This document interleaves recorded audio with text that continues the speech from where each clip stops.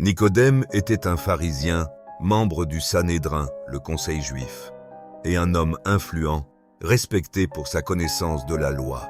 Intrigué par les enseignements et les miracles de Jésus, vient le rencontrer de nuit.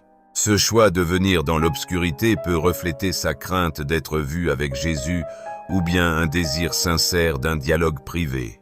Jésus enseigne à Nicodème des vérités spirituelles profondes, notamment sur la nécessité de naître de nouveau pour entrer dans le royaume de Dieu.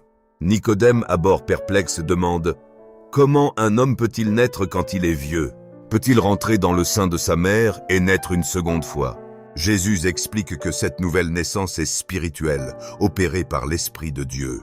C'est également lors de cette conversation que Jésus prononce l'un des versets les plus célèbres de la Bible. « Car Dieu a tant aimé le monde qu'il a donné son Fils unique, afin que quiconque croit en lui ne périsse pas, mais ait la vie éternelle voire. » Jean 3, verset 16.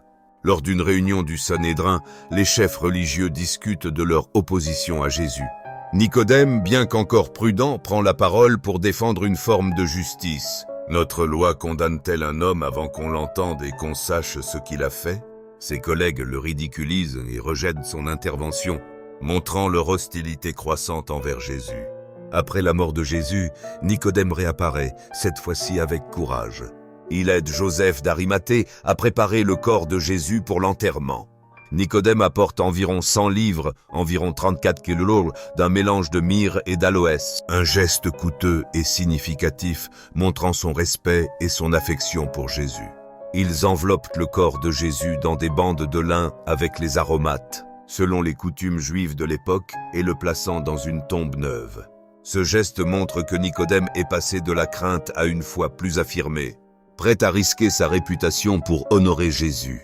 Nicodème représente souvent ceux qui cherchent la vérité, son cheminement spirituel de la curiosité initiale à une foi plus engagée, montre que la rencontre avec Jésus peut transformer une vie.